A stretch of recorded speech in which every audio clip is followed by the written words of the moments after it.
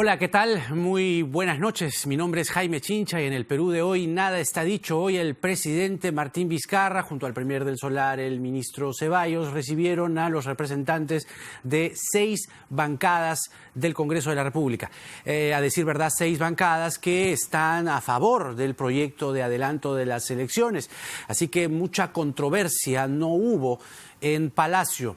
Lo que más bien parece que sí se propuso, por lo menos 2 de las 6 bancadas, es decir, Nuevo Perú y Frente Amplio, las bancadas de la izquierda, le han planteado al presidente Vizcarra, es lo que ha trascendido, que haga una cuestión de confianza, que evalúe una cuestión de confianza respecto a este proyecto de adelanto al 2021, porque lo que se dice y se prevé es que la mayoría parlamentaria no va a aprobar ese proyecto de adelanto de elecciones y más bien que lo va a mandar al archivo.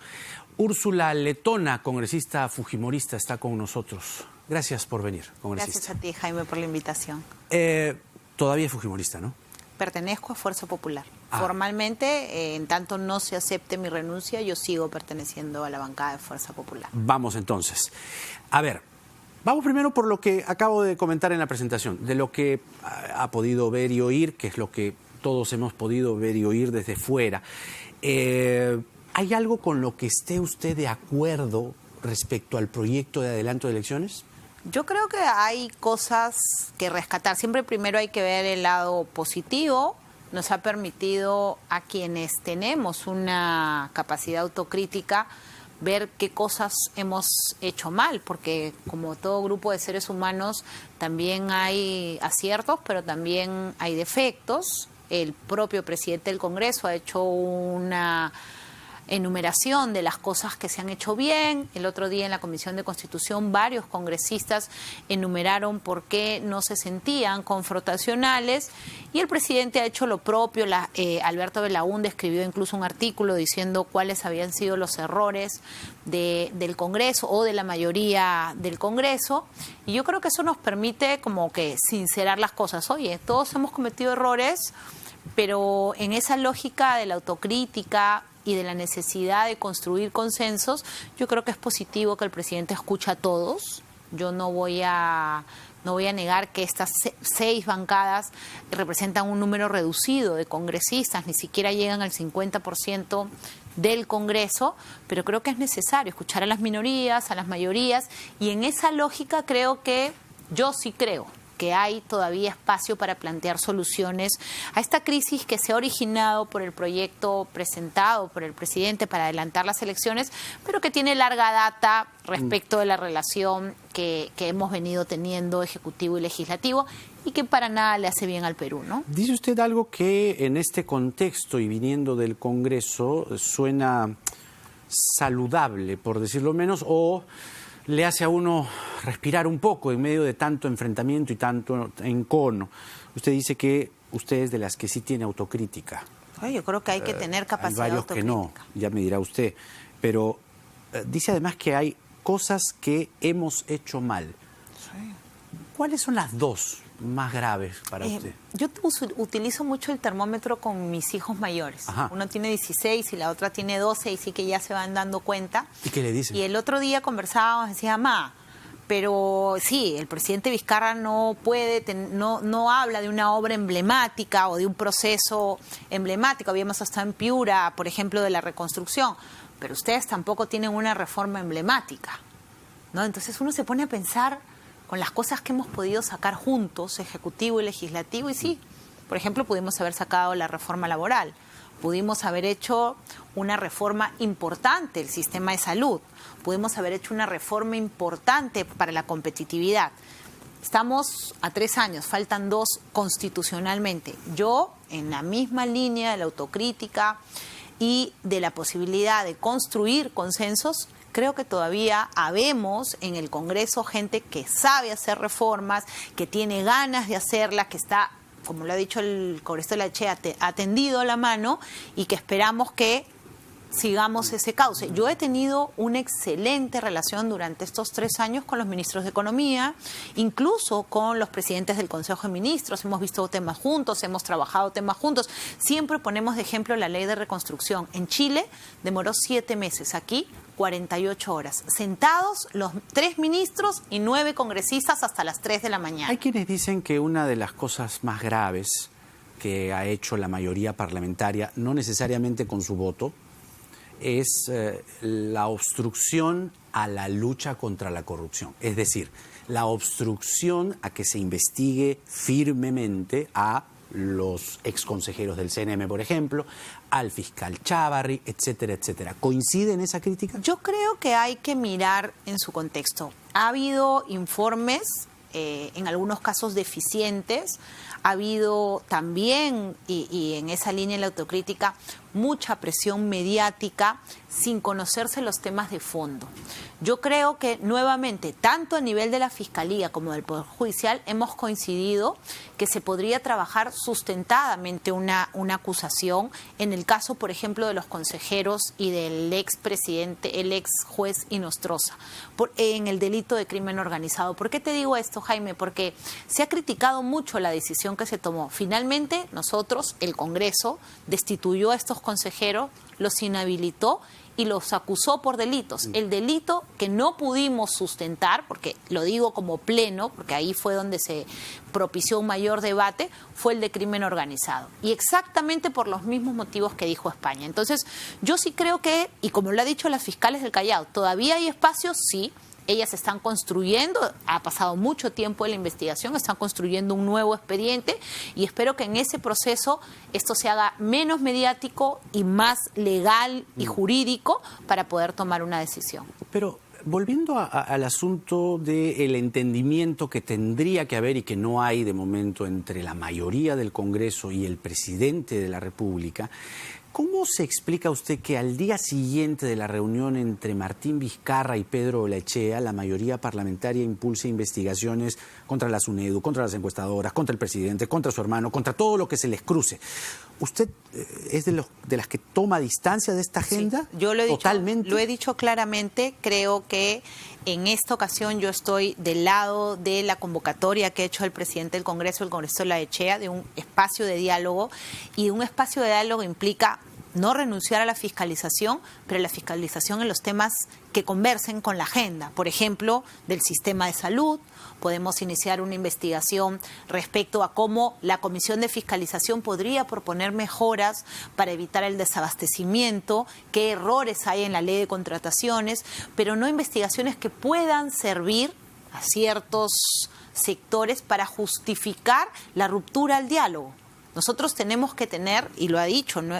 Tomo las palabras del presidente del Congreso, que representa al Congreso y que 7 bancadas han suscrito un documento apoyándolo en este proceso de diálogo, que necesitamos tener las condiciones para ese diálogo. Pero no basta decir quiero diálogo, sino las condiciones. Eso, la decisión, es una iniciativa de la bancada a la que usted todavía pertenece. Nuevamente, la iniciativa ha sido por un grupo de aproximadamente 9 congresistas en total, entre los que está el congresista Ceballos de la izquierda, entre los que está la congresista Sánchez de Contigo, que incluso retiró una de las propuestas. Investigar el mensaje. Sí, que son 9 congresistas que han tomado la decisión dentro de una comisión de fiscalización. No. Y lo digo, no significa el sentir del Congreso de la República, esto no ha llegado al Pleno, no ha sido apoyado y el propio presidente del Congreso ha pedido prudencia.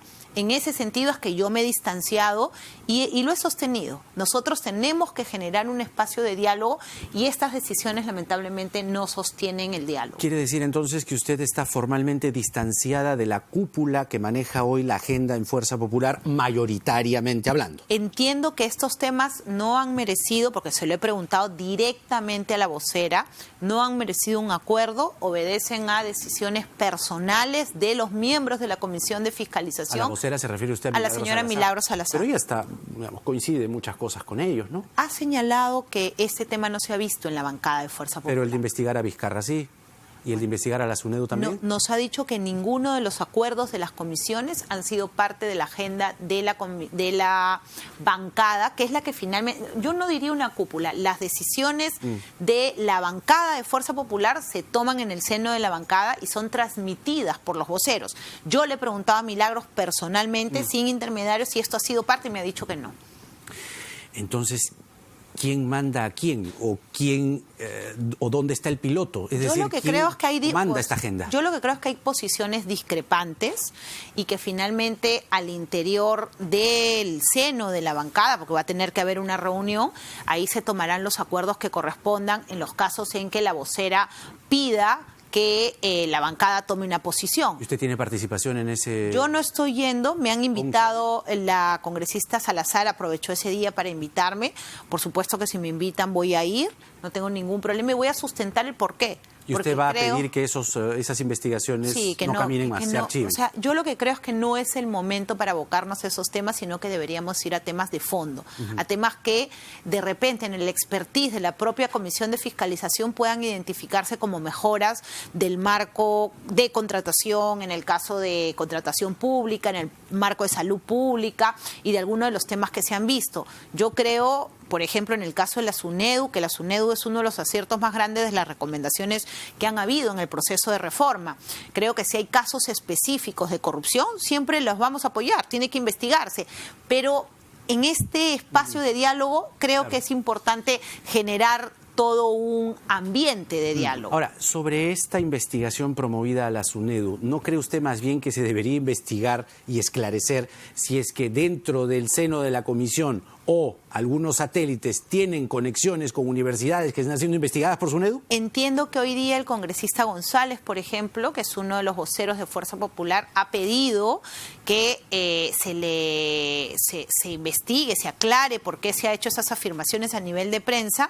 Bueno, él manifiesta que no tiene ningún interés salvo el haber pertenecido a la Comisión de Educación. Yo no pertenezco a la comisión, no estoy en el detalle de la discusión, pero nuevamente creo que es necesario hacer una reflexión, ponernos del lado del llamado del presidente del Congreso, que es la persona que hemos elegido por amplia mayoría, para que ese diálogo resulte sintiéndose sincero y no permitamos que se hable de una escopeta de dos cañones, de que estamos jugando al bueno y al malo, sino que los 130 congresistas depongamos intereses personales, actitudes personales, tonos personales, para darle al Perú la oportunidad de encontrar una solución juntos. Entonces, ¿cree usted que esta agenda que se promueve, esta agenda radical, ¿no? Esta agenda que básicamente quienes la visibilizan o quienes la defienden, le digo dos, Rosa Bartra y Héctor Becerril, esta agenda que promueven ellos, investigar encuestadoras, investigar SUNEDU, investigar Vizcarra, todo lo que se les cruce,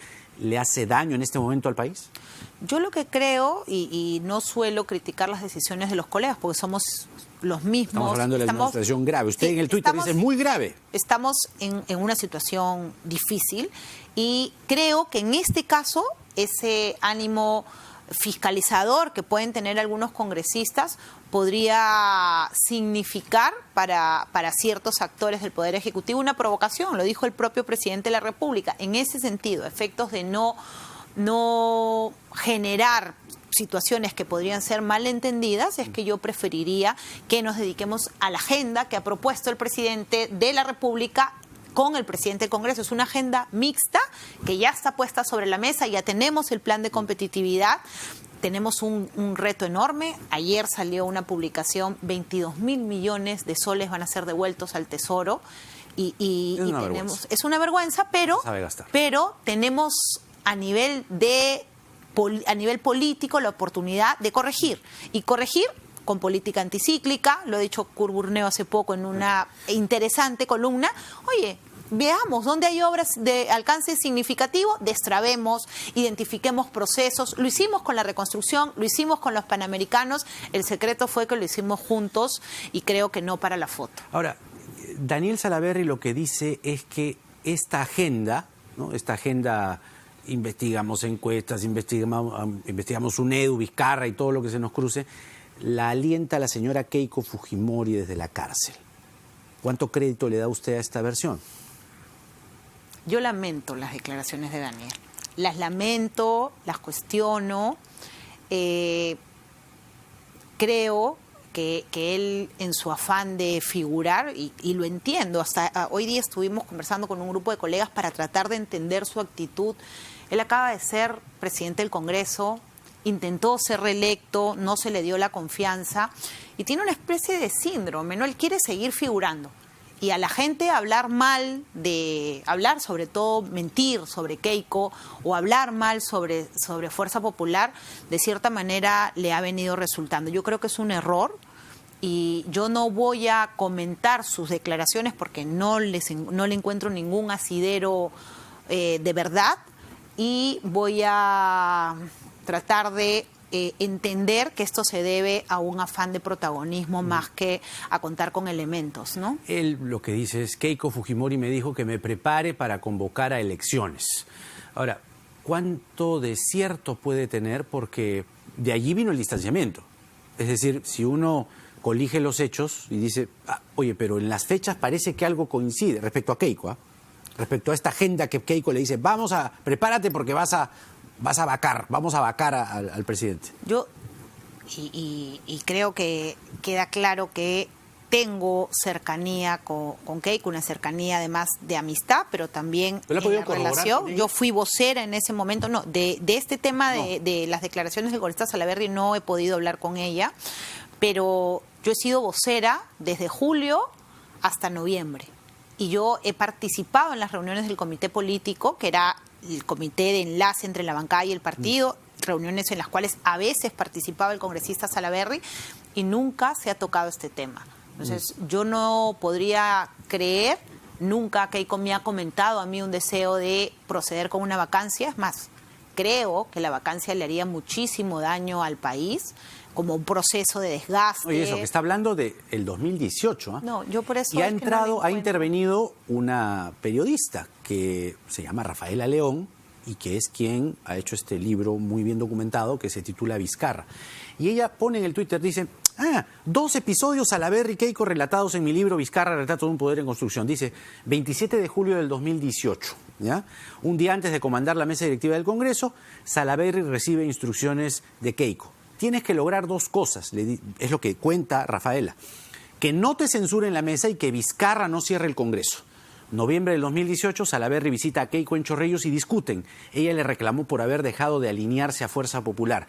Y Salaverry le responde, siempre según Rafaela, si tú pensabas que ibas a tener a un títere en la mesa directiva, hubieras puesto a una chacón. Cita textual del libro Vizcarra. Sí, bueno, yo no he sido...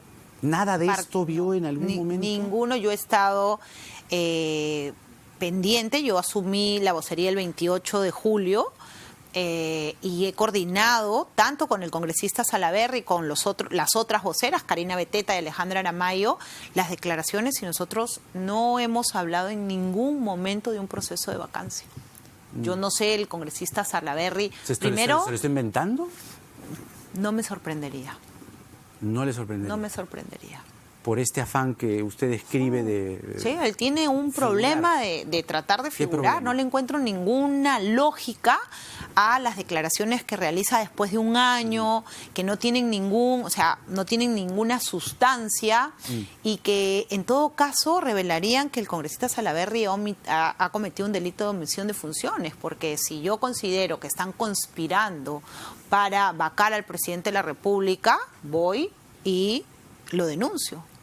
O sea, debió denunciar a la señora Keiko Fujimori. Si él creía que eso estaba mal, entonces yo no entiendo a qué está jugando el congresista Salaverry para decir esto después de más de un año, ¿no? Nuevamente, yo no me voy a referir, no voy a permitir que el congresista Salaverry inicie pues un dime que te diré. El país para mí está por encima, y creo que los problemas del país hoy no son el congresista Salaverry, hoy son el proceso de adelanto de elecciones, el proyecto de ley y esta agenda común. Solo para terminar lo de Salaverry, tengo la obligación de preguntar, porque se refiere a usted.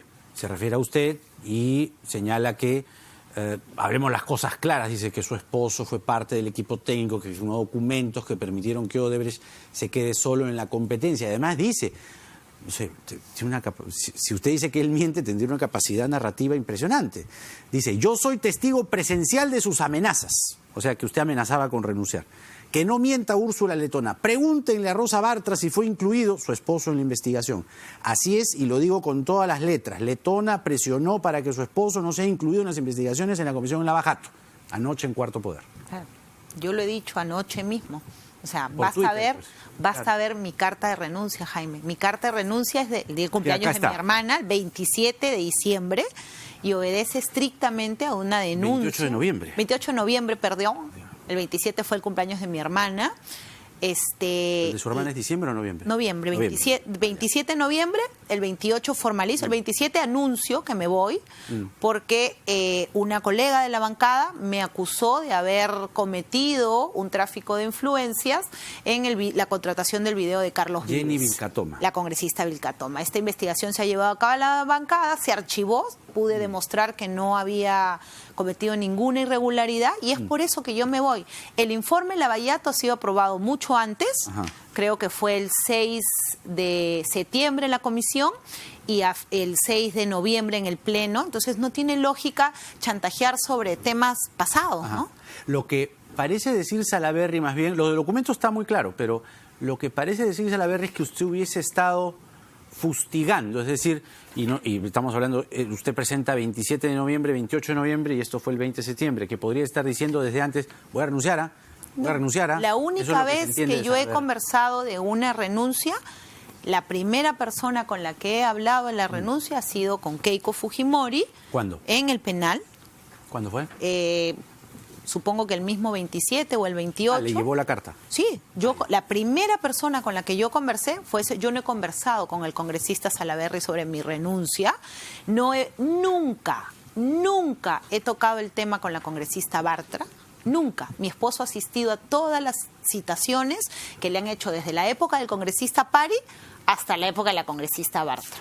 Así que acá las cosas claras y eso lo debería tener clarísimo. Yo nuevamente, Jaime, yo lamento que el congresista Salaverry tenga que recurrir a esta clase de ataques con mi familia, personales, y por mi parte no va a obtener mayor respuesta, porque yo a las mentiras, a los ataques, simplemente demuestro que son falsos y me dedico a la agenda que quiero trabajar. Ahora, hay un detalle en su carta de renuncia. Y usted además tiene experiencia en el Estado desde hace mucho tiempo, antes del Congreso. Su renuncia no es irrevocable. ¿Por qué no el detalle de irrevocabilidad? Que normalmente cuando uno dice me voy, pues no. Sí. Pero usted presenta su renuncia a la bancada. En ningún momento dice irrevocable. Porque hay un procedimiento al interior, el reglamento de la bancada de Fuerza Popular, dice que esta renuncia tiene que ser aceptada. El procedimiento es ese y por eso es que no he puesto la renuncia irrevocable, porque es un procedimiento que está sujeto a una aprobación o negativa por parte de la bancada. Este tema entiendo que no se ha visto y por lo tanto yo no voy a, y lo he dicho también, Jaime, yo en este momento, en la situación por la que está atravesando Keiko, es que yo no he insistido con este tema. ¿Y por qué en medio de toda esta situación en la que además usted dice que toma distancia de esta agenda que se está empujando, por qué no renuncia de una vez? Porque mi carta está presentada, lo tiene que decidir él. Ya va a ser un año. Yo he conversado con la congresista Salazar y este tema, yo he coincidido en que es un tema que yo no voy a tocar, espero hacerlo el día en que Keiko salga en libertad. O sea, no va a tocar su renuncia. Yo no voy a insistir. No va a insistir. Yo no voy a insistir ni voy a poner otra carta. Yo simplemente en la práctica he optado por manifestar mis diferencias, mi posición personal en forma objetiva y a través de mis votos. Yo no voy a aprovecharme políticamente de una situación porque para mí sería bien fácil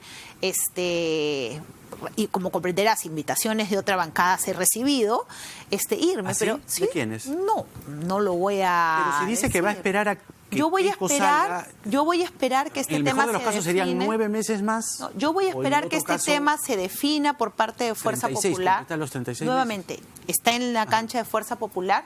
Yo voy a seguir con esta actitud. Trabajar una reforma, votar de acuerdo a lo que creo que es lo conveniente y distanciarme de las situaciones en las cuales no comparto. Y eso es lo que estoy haciendo. Yo estoy teniendo una actitud discrepante en algunos casos, la expreso públicamente, que es lo que toca. es lo que toca, porque creo que en este momento nuestras fuerzas tienen que estar alineadas en encontrar una solución a los temas de fondo. Y a veces le resultaría complicado quizá expresar una opinión porque inmediatamente tiene a Becerril en el Twitter ahí metiéndole a todos tweets. Yo soy muy... Yo incluso... ¿Se ha sentido presionada en algún momento en dar una opinión? No, yo incluso en las actitudes discrepantes, cuando me ha tocado explicarle a alguien, oye, ¿qué pasa? ¿Por qué? O sea, yo digo lo que pienso y en tanto no agreda o no utilice calificativos respecto de mis colegas, siempre va a ser una actitud crítica o discrepante con respeto. Ese es mi estilo, eso es lo que voy a hacer y creo que es lo que necesita hoy el país de mi parte. Y mi parte va a ser trabajar una agenda de reforma, ponerme a propiciar un diálogo y distanciarme de aquellos congresistas que pueden estar en Fuerza Popular algunos, que pueden estar en otras bancadas, en general, de cualquier congresista que no propicie el diálogo. Y lo que estarían propiciando al final es dilatar el proyecto para que los plazos no se cumplan generar un escenario, digamos, incandescente de vacancia, de censura. Los plazos hoy no se cumplen, los plazos ya estarían, algunos constitucionalistas han advertido que habrían vencido y esa es la tercera vía, es adecuar el proyecto a plazos mucho más verdaderos. ¿Usted sí está de acuerdo en discutirlo? Yo lo he dicho desde el día 1, yo creo que sería un error no debatirlo. Y si le argumentan con la Constitución y, digamos, con una explicación sensata y coherente que esta disposición transitoria que adelantaría las elecciones es constitucional, ¿usted la aprobaría?